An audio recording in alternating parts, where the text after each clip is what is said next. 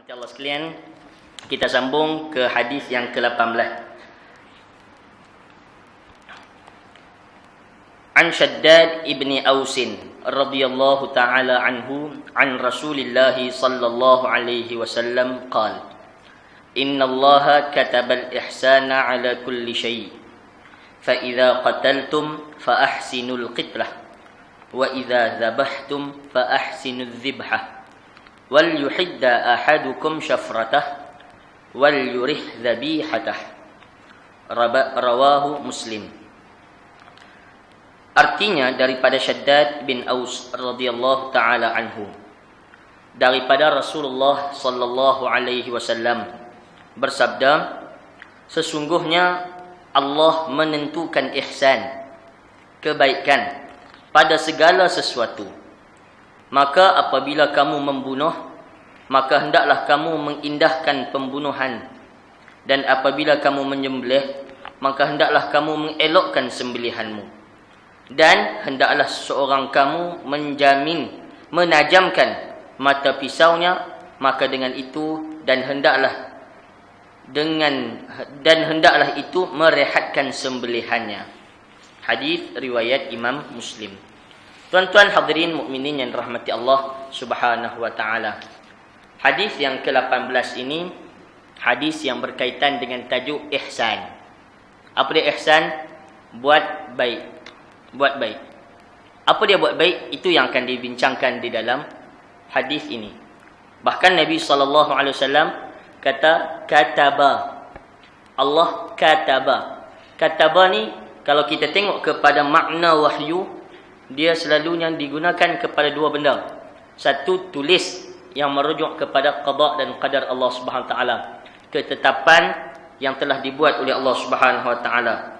Misalnya Allah Subhanahu wa taala sebut kataballahu la'aghlibanna ana wa rusuli innallaha qawiyyun aziz. Allah kata sesungguhnya Allah kataba.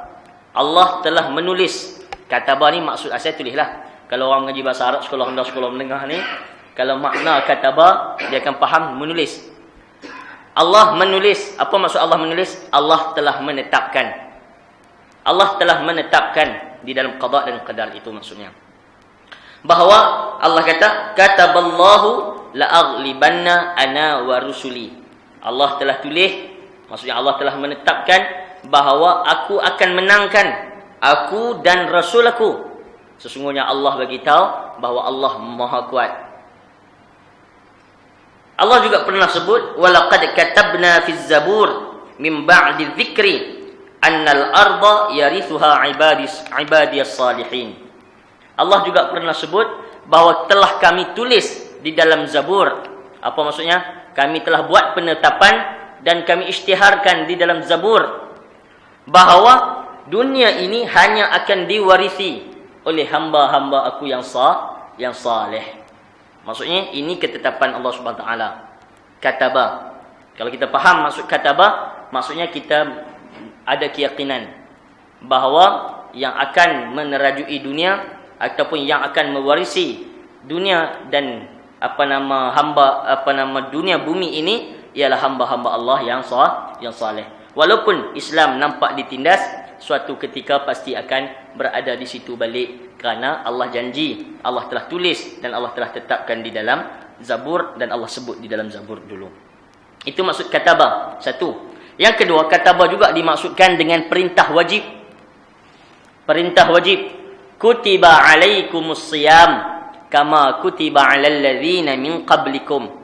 Telah ditulis kepada kamu puasa seperti mana ditulis kepada umat-umat sebelum kamu puasa. Apa maksud tulis di situ? Diwajibkan. Kataba maksudkan fardu. Diwajibkan kepada kamu puasa seperti mana diwajibkan kepada umat-umat sebelum daripada kamu berpuasa. Itu maksud kataba dalam Quran. Ataupun Allah Subhanahu wa taala sebut kutiba alaikumul qisas. Allah telah tetapkan kepada kamu qisas. Allah telah fardukan kepada kamu qisas. Allah telah wajibkan qisas. Itu maksud kutiba tadi ni, kataba, tulis. Apa maksud tulis? Diwajibkan, difardukan kepada seorang.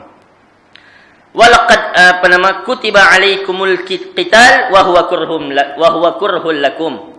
Begitu juga Allah kata dalam Al-Quran, telah difardukan kepada kamu berperang, sedangkan perang itu boleh jadi benda yang tidak meminat, benda yang kamu tak gemar, tapi Allah suruh berperang apabila sampai masanya untuk berperang.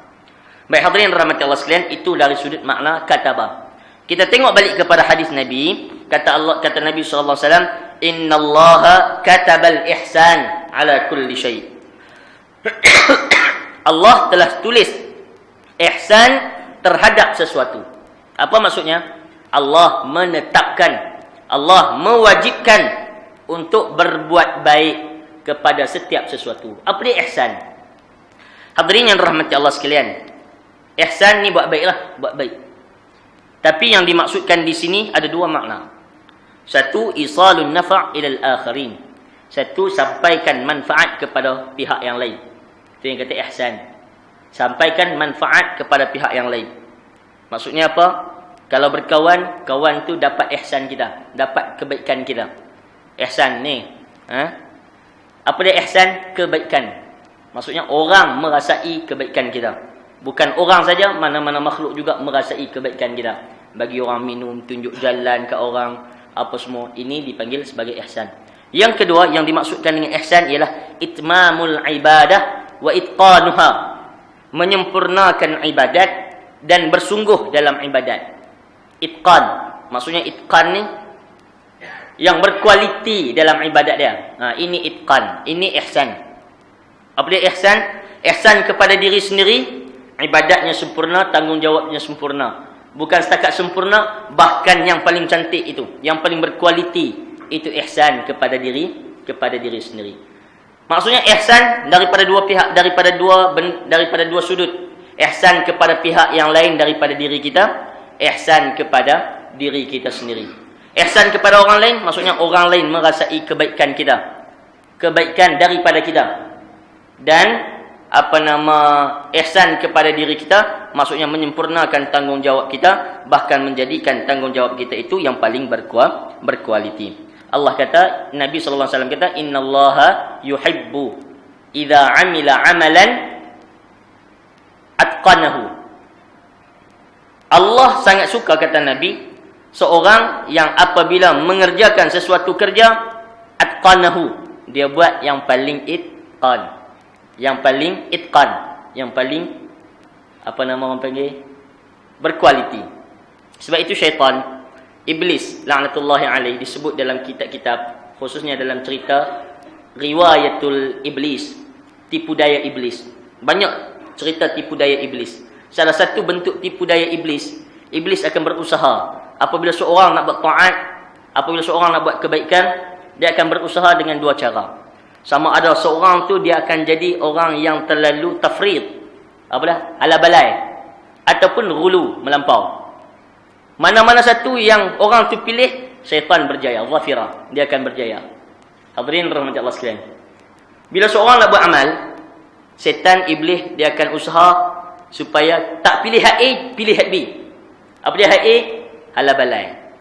Apa dia hala balai? Buat kerja cincai, amal ibadat cincai, buat kerja tak kisah. Antara contoh tak kisah buat kerja ni ialah sembahyang pasal kerap sangat sembahyang. Kerap sangat sembahyang sampai dia tak berasa dalam sembahyang. Sampai kadang-kadang dia tak sedar yang dia sembahyang. Tengok-tengok bagi salam lah. Hak dia sedar angkat takbir, hak dia sedar bagi salam. Hak antara takbir dengan salam tu dia tak sedar apa dia buat. Orang rokok, dia rokok, orang ikut, tak tahu dia duduk di mana ni dalam sembahyang tu. Boleh haji tanya, tengok tuan-tuan, tanya habis sembahyang, tanya tu imam baca apa rakaat pertama, rakaat kedua. Dua tiga sah tu ramai yang tak tahu tu imam baca apa. Padahal surah-surah lazimnya dia tak tahu je. Pasal apa? Dia tak sedar untuk imam baca apa. Hak lebih teruk, dia sendiri dia tak sedar dia baca apa. Hak ni dahsyat lagi tuan-tuan. Punya hala balai sembahyang ni. Bab sembahyang ke, bab apakah, sama ada dia jadi tafriq, hala balai, ataupun dia akan jadi ghulu. Apa dia ghulu? Terlalu melampau. Melampau ni misalnya di dalam wudu. Ambil sembahyang, bagus ambil sembahyang, bahkan wajib ambil sembahyang, tapi dia melampau dalam ambil sembahyang. Apa dia? Ayak, banyak sangat guna ayak tadi. Ni melampau. Dia berasa dia baik. Berasa baik. Sedangkan syaitan sudah menguasai dia. Syaitan sudah menguasai dia. Jangan duk faham melampau dalam semayang ni, qiyam yang panjang apa semua tu. Semayang sendiri tak jadi masalah. Semayang berimam, hak tu jadi masalah lah. Imam yang terlalu panjang itu memang jadi masalah. Tapi kalau imam, kalau dia semayang seorang diri, dia sembahyang, Nabi SAW pernah diriwayatkan, rakaat pertama baca Al-Baqarah, rakaat kedua baca An-Nisa, Ali Imran, lepas tu bagi salam, rakaat ketiga An-Nisa, rakaat keempat Al-Maidah. Tuan-tuan hadirin rahmati Allah, hak tu kita kata, dalam tu kita tak panggil melampau. Kerja-kerja macam tu tidak dipanggil melampau. Maksud melampau ni apa? Keluar daripada had yang dibenarkan oleh agama. Jadi iblis dia akan buat macam tu. Itqan maksudnya dia cuba menetapkan amal dia mengikut apa yang dikehendaki oleh syarak. Jadi hadirin mukminin yang rahmati Allah Subhanahu wa taala. Allah Subhanahu wa taala sebut di dalam Al-Quran, "Innallaha ya'muru bil 'adli wal ihsan wa ita'i dzil qurba wa yanha 'anil fahsya wal munkar wal bagh." Hak ni ayat yang Allah suruh 3 benda, Allah larang 3 benda, yang kalau boleh buat benda ini, kata ulama, itulah kesempurnaan akhlak seseorang. Hak tu yang diulang-ulang setiap kali Jumaat, walaupun bukan fardu, tapi selalunya nak qomat lah. Nak habis dah khutbah. Innallaha ya'muru bil 'adli wal ihsan wa ita'i dzil qurba. Allah Subhanahu wa taala suruh supaya apa? Al-'adl, adil, ihsan, wa ita'i dzil qurba, dan menunaikan hak-hak kerabat.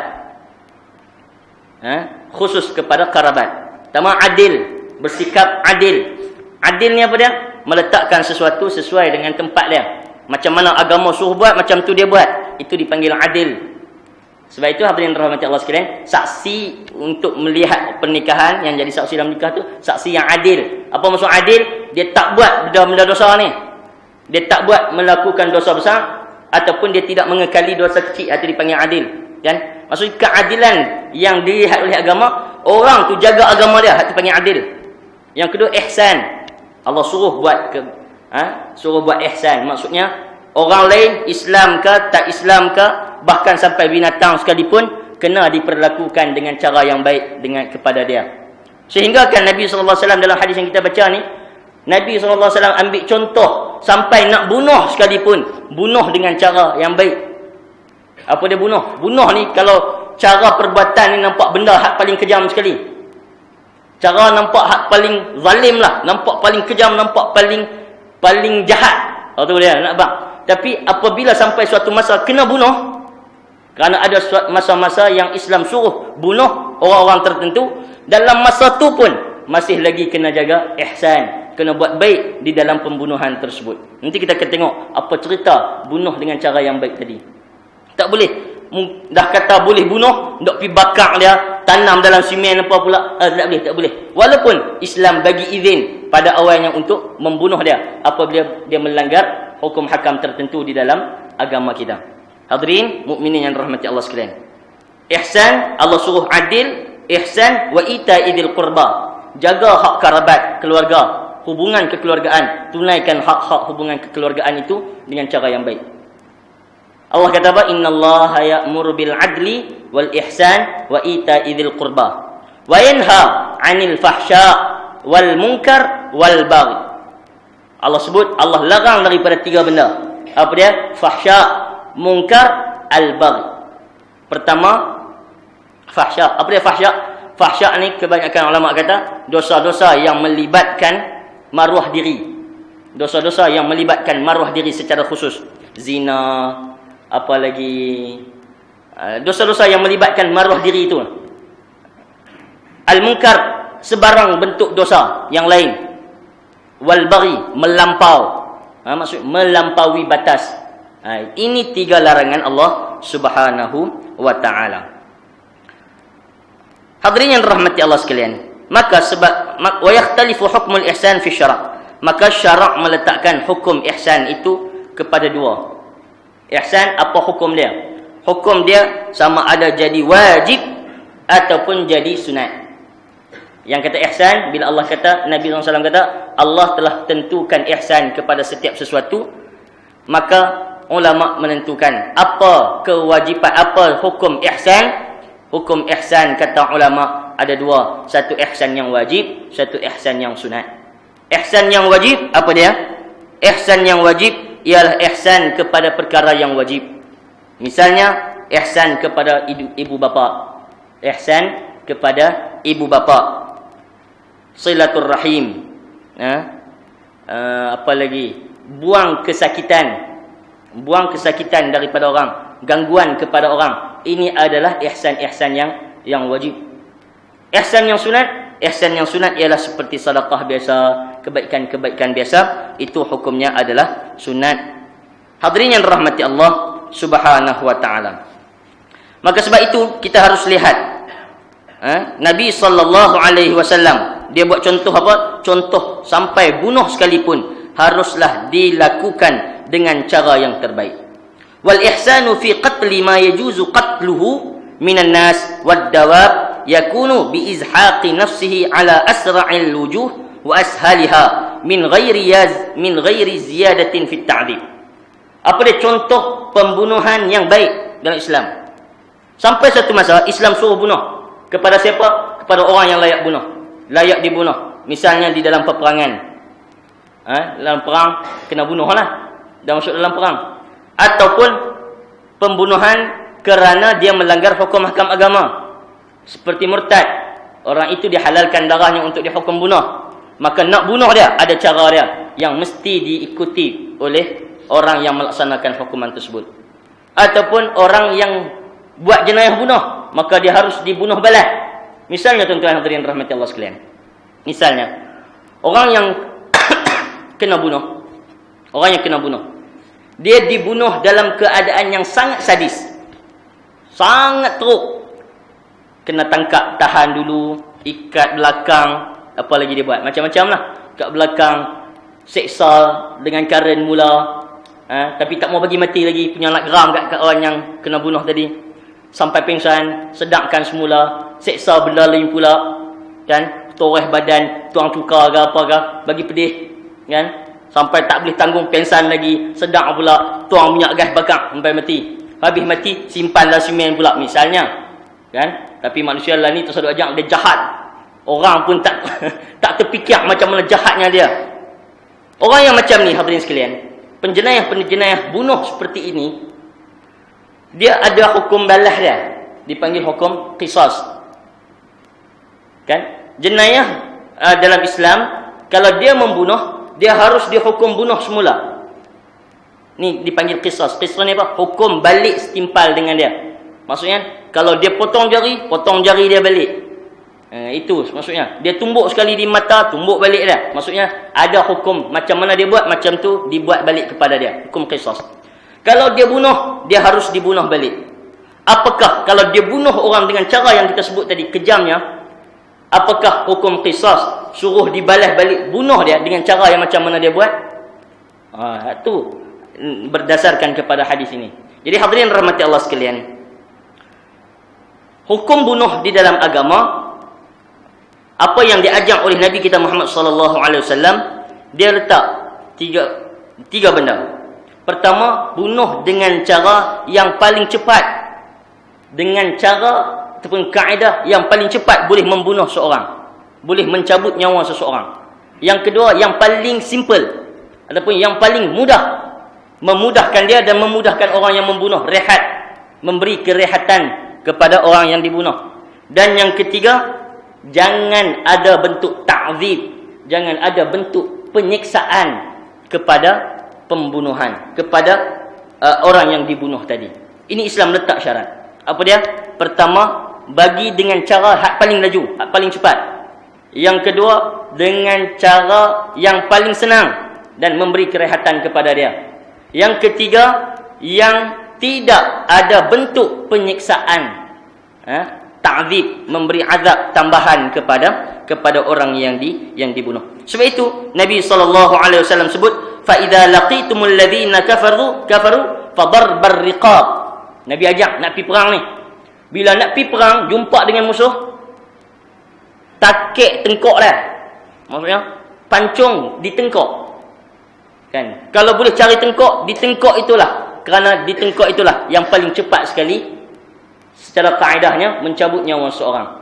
Jadi hadirin rahmati Allah sekalian, itu pesan Nabi sallallahu alaihi wasallam. Nabi sallallahu alaihi wasallam juga pesan apa? La tumathilu wa la taqtulu walidan.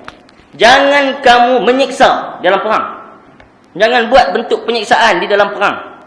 An-Nabi sallallahu alaihi wasallam naha 'anil masalah. Nabi larang daripada buat reja-reja ta'zib, reja-reja yang menyiksa orang di dalam peperangan. Dalam perang tak boleh buat macam tu, apatah lagi dalam tawanan. Sebab itu kita tak boleh terima kalau betul IS tu ada dan IS tu mengaku diri dia mujahidin. Tentu hadirin rahmati Allah, dengan cerita dia bakar orang dalam tawanan dan sebagainya, hak ni kita kata dia bukan daripada millah Islam, bukan daripada akhlak Islam. Sebab itu kita tak terima IS sebagai suatu kumpulan yang benar. Ini adalah kumpulan yang sesat, ghulu, orang-orang yang memang ekstrim. Hadirin yang dirahmati Allah Subhanahu wa taala sekalian. Man mathala bi dhi ruhin thumma lam yatub mathala Allah bihi yaumal qiyamah. Nabi sallallahu alaihi wasallam kata, siapa-siapa yang menyiksa orang yang ada ruh, suatu yang ada ruh, sama ada orang ataupun binatang, dia siksa. Dia sebelum dia bertaubat, kalau dia mati dia tidak bertaubat, Allah sendiri akan seksa dia macam mana dia buat kepada orang tadi pada hari kiamat. Hak inilah hadirin rahmati Allah sekalian, sampai kepada binatang pun janganlah berani-berani nak seksa. Dia bunuh nyamuk tu sepasal dah, dia duk pi koyak pula sayap nyamuk. Nyamuk nampak macam benda biasa, tapi Islam ajak kepada kita hormat setiap yang ada ruh, setiap yang ada ruh, sama ada binatang ataupun manusia, mesti dihormati. Baiklah hadirin rahmati Allah sekalian, cerita balik kepada kisah tadi. Apakah dia nak dihukum seperti itu balik? Apakah orang yang melakukan pembunuhan sekejam itu dia harus diperlakukan begitu balik? Ini pandangan ulama berselisih. Ada ulama yang mengatakan boleh buat macam mana dia buat. Tetapi pandangan yang lebih kuat, dan saya kira inilah pandangannya dalam agama kita, tidak boleh perlakukan dia macam mana dia melakukan kepada mangsa dia. Sebab itu tuan-tuan hadirin rahmati Allah sekalian, di dalam Islam dalam hukum ni dia ada tadakhul. Apa dia tadakhul? Hukum masuk bawah hukum. Hukum masuk bawah hukum yang lain. Gini hadirin rahmati Allah. Misalnya orang yang puasa bulan Syawal. Dia puasa Syawal pun dia nak, puasa 6 Syawal tu dia nak, puasa sunat Isnin Khamis pun dia nak misalnya. Kan? Maka dia puasa pada hari Isnin dalam bulan Syawal dan dia puasa hari Khamis pada bulan Syawal. Insya-Allah dua-dua ni akan masuk, dapat 2 pahala kat dia. Puasa Isnin Khamis pun dapat, puasa Syawal tu pun 6 hari daripada bulan Syawal tu pun dia dapat. Bahkan sebahagian ulama lebih luaskan lagi dalam bab tadakhul ni, kalau dia puasa qada, hak sunat tadi pun dapat. Ni cerita tadakhul. Macam orang masuk masjid. Orang dah sembahyang fardu. Dia nak buat tahiyatul masjid ke? Tak perlu tahiyatul masjid. Terus pergi sembahyang fardu dengan orang, sembahyang tu dikira tahiyatul masjid dia. Ni cerita tadakhul. Ada juga tadakhul dalam bab hukum. Bab hukum ni seperti mana? Orang yang melakukan kesalahan yang banyak. Dia mencuri, dia apa buat lagi? Berzina dan sebagainya, akhirnya dia bunuh. Dia curi kawan tadi, dia rogol kawan tadi zina, yang akhir sekali dia bunuh. Maksudnya ada 3 kes jenayah dia di situ. Apakah 3 kes jenayah ni satu-satu kena balas? Pandangan yang lebih kuat ialah cukup hanya satu, iaitu yang paling berat. Apa yang paling berat? Bunuh. Jadi tak perlu dah untuk dia disebat, tak perlu dah dia untuk dipotong tangan dulu, kan? Kalau sepatutnya kalau dia mencuri, potong pergelangan tangan dulu. Lepas tu dia berzina, maka kalau dia belum kahwin, sebat dia. Kan, sebat dia 100 kali. Habis sebat 100 kali, baru pancung kepala dia kerana membunuh. Tetapi dalam Islam, dia tadakhul. Dia masukkan. Ambil hak paling berat. Apa dia hak paling berat? Bunuh. Terus dengan hukum bunuh saja.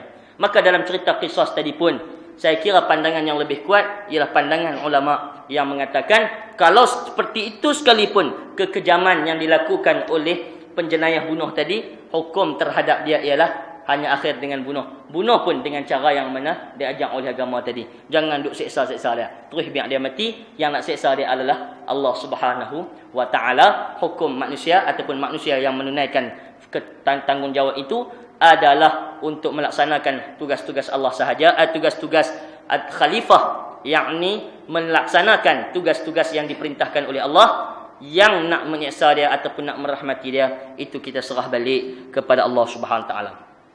Apa cerita bakar dengan api? Bakar dengan api. Bakar binatang dengan api, bukan benda makan lah. Makan ni tak ada masalah apa. Ini susah hati pula. Tidak. Maksudnya bakar dalam bentuk penyiksaan. Hak ni Nabi SAW, kalau tak silap kita jumpa dalam sirah. Dalam satu peperangan Nabi SAW kata, lagi kalau jumpa dua orang ni bakar. Tapi sebelum bergerak Nabi SAW kata, tidak boleh bakar. Kerana bakar ini, api ini adalah alat Allah menyeksa sahaja. Tak boleh guna api untuk menyeksa mana-mana makhluk Allah Subhanahu wa ta'ala. Sebab itu hadirin yang rahmati Allah sekalian. Dalam hal itu, bakar, kalaupun dia dibakar, maka hukum balas dia, qisas kepada orang yang membakar tadi, ialah pancung. Maksudnya kalau bakar sampai mati, dia itu harus dipancungkan kepalanya. Tidak dibalas dengan bakar. Hadirin mukminin yang dirahmati Allah Subhanahu wa ta'ala. Nabi SAW memberi kepada kita tips bagaimana untuk berihsan di dalam pembunuhan ataupun di dalam sembelihan. Nabi SAW kata, wal yuhidda ahadukum syafratah wal yurih dhabihatah. Hendaklah kamu pertajamkan pisau kamu, pertajamkan alat sembelihnya, dan rehatkan dhabihatah, rehatkan binatang yang nak disembelih tadi. Jadi hadirin yang dirahmati Allah Subhanahu wa ta'ala sekalian, itulah yang disebut oleh Nabi kita Muhammad sallallahu alaihi wasallam, tajamkan pisau. Kerana sebab itu kalau pisau yang boleh sekali tarik, itu yang terbaik.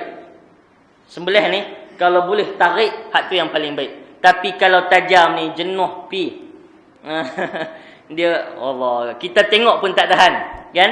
Dahsyatnya. Jadi sebab itu Nabi sallallahu alaihi wasallam bagi ajak kepada kita, sembelihan yang paling baik itu hendaklah ditajamkan pisaunya. Biar tarik selesai. Tarik selesai. Tarik pula, janganlah sampai putih kepala. Tapi kalau putih kepala, halal tak binatang tadi? Halal. Cuma dia tak cantik. Tak cantik. Islam sampai ke tahap tu sekali. Perhatikan benda-benda seperti ini. Wal yurih dhabihatah, dan rehatkan sembelihan dia. Rehatkan sembelihan dia. Antara benda yang Nabi SAW pesan, jangan sembelih anak di depan mak dia. Kan? Binatang-binatang juga. Tapi ada naluri keibuan apa semua ni ada. Jadi jangan sembelih anak depan mak dia, ataupun sembelih mak depan anak dia. Kan? Dia nak kena sembelih, jangan duk sembelih kawan dia depan dia. Biar dia tak nampak benda ni. Hadirin rahmati Allah. Itu antara yang dipesan oleh Nabi sallallahu alaihi wasallam. Antaranya lagi cara kita tu. Cara kita tu nampak bagus jugalah. Beradabnya nak berjatuh lembu. Beradab jugalah nak berjatuh lembu. Kalau kita tengok Arab, dia tak ada alat cerita tu. Kambing dia seorang, kalau lembu dua orang. Kan? Dia buat macam mana? Kasak sungguhlah. Tapi Nabi SAW yang ajak kepada kita ialah rehatkan dia. Rehatkan dia, biar dia mati dalam keadaan yang rehat. Tak, kalau kita tarik lembu sekalipun untuk jatuhkan dia, lepas sembelih tu, bukalah tali ikatan tadi. So duk biar ikat di pokok tadi. Biar dia rehat dengan kerehatan dia. Hadirin yang dirahmati Allah sekalian, kan ada orang yang dia terlupa ke dia tak tahu ke macam mana, tak tahulah. Ikat kaki lembu di pokok dan sebagainya sampai ke mati, sampai habis sengak terus pun dia tak buang lagi ikatan tadi, tak longgak tadi ikatan. Itu tidak baik, itu tidak baik. Walaupun halal daging tadi, tapi adabnya tidak baik dengan binatang tersebut. Tapi kalau bab ayam sembelih ayam, dia duk tengah mengelupok tu pergi rendam air panas. Ayam tadi haram. Ayam tadi haram. Sebab apa? Sebab mati dia mungkin kerana air panas. Di situ berlaku syubhat. Hak ni kena patilah. Hak ni pun kadang-kadang jadi kes lah. Wallahu alam, kita tak tahu sendiri. Cuma orang sebutlah hak jenis pengusaha ayam ni yang nak cepat banyak buat macam tu. Wallahu alam, kita tak tahu. Selagi mana tak nampak dengan mata sendiri, kira halal lah. Kalau nampak dengan mata kepala sendiri, ayam tadi tidak halal kerana berlaku syubhat di situ. Dia sembilan terus masuk dalam, biar menggelupok dalam ayam panas. Hak ni adalah haram. Pasal apa? Pasal nak jaga masa tu. Kan dia lagi banyak lagi boleh jaga masa, lagi banyak dia boleh sembelih, lagi banyak ayam yang dia boleh keluarkan. Hak ni bahayalah. Hak ni dia boleh libat kepada yang haram. Apa pasal haram? Kerana tak tahu yang mana satu, sama ada dia mati kerana pisau ataupun dia mati kerana ayak panas. Bila berlaku macam tu syubhat, maka aula ditinggalkan. Bahkan haram, kita hukum dia sebagai mati dengan keadaan sebagai bangkai. Hadirin yang rahmati Allah Subhanahu wa taala. Kita tengok hadis ini, bagaimana Nabi SAW nak ajak kepada kita. Sampai kepada binatang pun kena buat baik. Sampai kepada binatang pun kena buat baik. Maka sebab itulah Nabi SAW, tuan-tuan, dia bagi tahu pada kita hadis, antaranya hadis berkaitan dengan anjing. Kan, dengan anjing. Yang mana seorang perempuan yang melakukan banyak dosa, tapi kerana dia bagi ayak kepada anjing tadi, bagi minum kepada anjing, dengan itu Allah tunjuk, Allah tengok perempuan tadi dengan pandangan rahmat. Pasal dia kasih kepada binatang tadi, Allah kasih kepada dia, dosa dia boleh diampunkan oleh Allah Subhanahu wa taala. Kan? Irham man fil ardi yarhamukum man fis sama. Kamu tunjuk kasih sayang kepada siapa yang ada di bumi, siapa-siapa yang ada di langit akan menyayangi kamu. Kalau dah dengan anjing yang kita nampak jijik itu sekalipun disuruh buat baik, apatah lagi orang-orang lain, apatah lagi anak isteri, apatah lagi mak ayah, apatah lagi manusia, jiran dan seumpamanya. Hadirin rahmati Allah Subhanahu wa taala. Ada orang yang ada jiran tapi dia tak jaga hak jirannya. Hadis yang ke-19 kita akan jumpa cerita jiran. Kan? Dia ada berjiran dengan orang, tapi dia penaik tembok rumah dia ni, dia tak tanya jiran dan sebagainya. Hak tu apa cerita?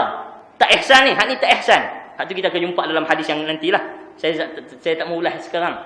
Tapi maksudnya apa? Dia ada jiran, dia tidak ihsan kepada jiran dia. Maksudnya dia ini bukan orang yang baik, bukan orang yang baik. Jadi hadirin mukminin yang dirahmati Allah sekalian, Nabi SAW pernah juga cerita bagaimana seorang perempuan yang mana dia membelah kucing, dia kurung kucing dia tak bagi makan dan sebagainya. Oleh kerana itu dia masuk api neraka Allah Subhanahu wa taala. Hadirin mukminin yang dirahmati Allah Subhanahu wa taala. Ini cara Imam Bukhari, siapa dia? Salah seorang daripada ulama hadis. Mereka mencari hadis, tuan-tuan. Cari guru, pi cari, ambil hadis daripada perawi, jalan jauh pi tengok sendiri. Hal perawi dia, dapat lagu mana, tengok keadaan dia lagu mana, ambil hadis daripada dia. Salah seorang daripada ulama-ulama hadis kita ini pi berguru dengan guru, nak pi ambil hadis daripada tok guru, seorang tok guru. Tapi tengok tok guru tadi pemin ayam. Pemin ayam ni maksudnya apa? Pemin ayam ke atau binatang-binatang lain. Acan nak bagi tak bagi. Acan nak bagi tak bagi. Oleh kerana tengok perangai tu, tak jadi nak ambil hadis daripada dia. Sebab apa? Dia anggap tidak bersifat adil, tidak bersifat orang yang berakhlak. Kerana dengan binatang dia boleh pemain, dengan hadis yang tak ada tulisan-tulisan yang orang lain tak tahu apa semua ni, mungkin dia boleh pemain juga. Oleh kerana itu berhati-hati, dia tak ambil daripada tok guru tadi. Sampai begitu sekali tuan-tuan hadirin rahmati Allah sekalian. Islam ajak kepada kita supaya berbuat baik dan ambil sikap ini kepada diri kita. Hadirin mukminin, moga-moga dirahmati oleh Allah Subhanahu wa taala sekalian. Tuan-tuan sekalian, saya kira cukuplah sekadar tu untuk malam ini. Oleh kerana ramai yang tak bawa kitab, jadi saya tak terus kepada hadis yang berikutnya. Jadi saya buka soalan lah kepada siapa-siapa yang ada soalan. Wallahu subhanahu wa ta'ala a'lam.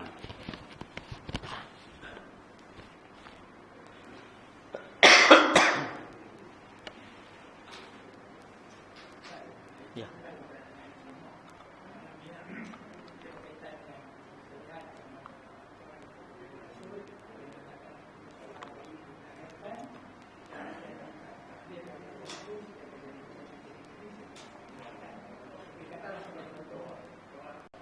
Betul hadirin rahmati Allah sekalian. Pertama berkaitan dengan hadis, macam kalau tak silap kita dah ambil kot hadis tu. Bagaimana seorang di dalam janin, di dalam perut mak dia sendiri, apabila selesai daripada 40 hari pertama, 40 hari kedua, 40 hari ketiga, hari yang ke-120, Allah utuskan malaikat menulis kepadanya tentang takdir dia sendiri. Mati dia bila, kebaikan ataupun kejahatan dia apa semua, itu sudah ditetapkan oleh Allah Subhanahu Wa Taala. Jadi hadirin rahmati Allah sekalian, berkaitan dengan hadis qada dan qadar, kita kena faham. Qada dan qadar Allah, dia ta'alluq kepada ilmu Allah yang qadim. Apa ilmu Allah yang qadim? Ilmu Allah yang tidak ada awal bagi ilmu ini. Dia tahu setiap manusia ni nak pergi ke mana. Jadi takdir Allah itu adalah berdasarkan ilmu Allah Subhanahu Wa Taala. Hanya golongan-golongan yang sesat, yang tidak beriman dengan ilmu Allah Subhanahu Wa Taala. Misalnya mereka sebut dengan bada'ah. Apa dia bada'ah? Allah takdirkan sesuatu, tengok-tengok jadi ikut lain. Maksudnya Allah tak ada ilmu, Allah atur sesuatu, tengok-tengok jadi ikut lain. Jadi ikut lain ni maksudnya pasal apa jadi ikut lain? Pasal dia tak sesuai dengan ilmu Allah Subhanahu Wa Taala. Tidak. Apa sahaja takdir Allah, baik seorang itu, jahat seorang itu, sesuai dengan ilmu Allah. Dan dia tidak menafikan sama sekali ikhtiar manusia. Atas tanggungjawab manusia ikhtiar baik dan jahat, dia harus pilih. Dia harus pilih. Dan Allah dengan ilmu Allah yang qadim, Allah tahu dah dia nak pilih jahat, sebab itu Allah takdirkan dia pilih jahat. Allah tahu dah dia nak pilih baik, Allah takdirkan dia pilih baik. Sebab itu qada dan qadar Allah, dia sesuai, muwafaqah dengan ilmu Allah Subhanahu Wa Taala. Jadi orang yang awal dia baik, akhir dia jahat, memang Allah tahu dah itu pilihan dia.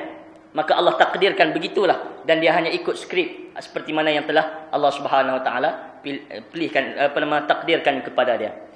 Begitu, tapi dia tidak boleh menafikan ikhtiar. Apa menafikan ikhtiar? Setiap manusia dia harus buat pilihan. Dia harus buat pilihan, sama ada ke syurga ataupun ke neraka. Kita wajib buat pilihan, dan itu adalah pilihan kita sendiri, dan kita bertanggungjawab dengan pilihan kita. Tapi pilihan kita baik, Allah tahu dah, Allah takdir begitu, sesuai dengan apa yang kita pilih. Kerana ilmu Allah qadim. Walaupun qadim, dia tahu apa yang akan berlaku. Dia tahu dah yang kita nak pilih syurga. Begitulah takdir yang telah Allah tuliskan. Dia tahu dah kita nak pilih jalan ke neraka. Maka begitulah takdir Allah dulu, dan kita sekarang memilih jalan ke neraka, wal'iyadzubillah. Jadi hadirin rahmati Allah sekalian, tanpa menafikan ikhtiar kita. Apa dia ikhtiar kita? Ikhtiar kita ialah buat pilihan, supaya akhirnya kita akan dipertanggungjawabkan oleh Allah Subhanahu Wa Taala. Pasal apa hang pilih neraka? Pasal apa hang pilih buat silap? Maka dia harus bertanggungjawab dengan kesilapan dia. Pasal dia memilih kebaikan, maka Allah akan ganjari kebaikan tersebut. Sebab itu hadirin rahmati Allah sekalian, kita ahli sunnah wal jamaah, dia berbeza dengan golongan yang jabariyah ataupun qadariyah, yang cara fahamnya berbeza tentang takdir Allah. Satu pihak kata apa? Kita ni macam bulu ayam, angin tiup ke mana lah kita.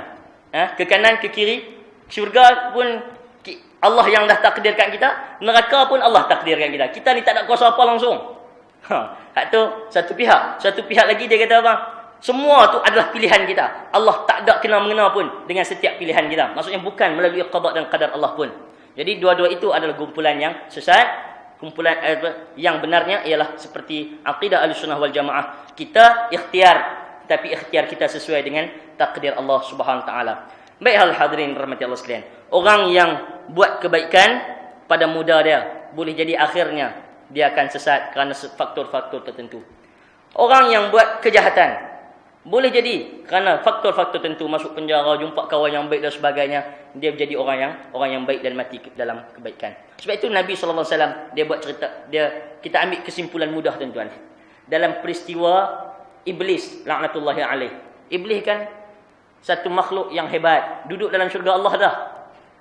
Tapi kerana tidak sujud kepada Adam, keluar dia daripada syurga Allah dan tak akan masuk sampai bila-bila. Bahkan Allah kata dia duduk dalam neraka, layak dia terus ke dalam api neraka Allah Subhanahu Taala, dia tidak keluar daripada neraka Allah Subhanahu Taala sampai bila-bila pun. Apa dia yang kita nak ambil rumusan daripada cerita Iblis tuan-tuan? Al-amalu bil khawatim. Amal seorang ni tengok kepada khawatim dia, tengok kepada penyudah dia. Penyudah dia. Bila kita faham hadis Nabi ini, dia akan memberi dua benda. Satu, harapan kepada orang yang buat silap. Orang yang pernah melakukan kesilapan, dia ada harapan kerana Allah nak tengok bagaimana kita tutup umur kita. Bagaimana kita tutup umur kita. Jahat 60 tahun dah, mati 63 tahun, 3 tahun dan buat baik. InsyaAllah tuan-tuan, dengan khawatim yang baik tadi, 60 tahun punya cerita dosa Allah akan hapuskan. Boleh jadi. Tuan-tuan mukminin rahmati Allah sekalian. Dan isyarat yang kedua ialah jangan perasan bagi orang yang sudah baik. Dia duk baik-baik lah. Daripada kecil sekolah agama misalnya, sekolah agama, naik menengah sekolah agama, universiti mengaji agama, kan? Baik, suasana kawan-kawan baik. Jangan duk perasan kata baik lagi. Tak tahu mati lagu mana. Jangan duk hina orang lagi. Tak tahu dia nak mati ikut mana. Boleh jadi tuan-tuan Allah nak sikit kerana iblis. Iblis tu bangsa jin. Bangsa jin yang disebut dalam sebagai riwayat menyebut 2000 tahun mereka lebih awal duduk sebelum penciptaan Nabi Adam AS. Bahkan dia duduk dalam syurga tu lebih lama. Tapi kerana sikit kesilapan, dia terkeluar daripada syurga Allah Subhanahu Wa Taala. Hadirin rahmati Allah sekalian. Maka orang yang buat baik jangan perasan dia mati baik. Jadi dia berjaga-jaga, berhati-hati. Orang yang buat jahat masih lagi ada harapan. Moga-moga Allah Subhanahu Wa Taala berikan pengampunan kepada dia dan dosa-dosa dia yang lalu akan dihapuskan oleh Allah Subhanahu Wa Taala. Wallahu Subhanahu Wa Taala a'lam.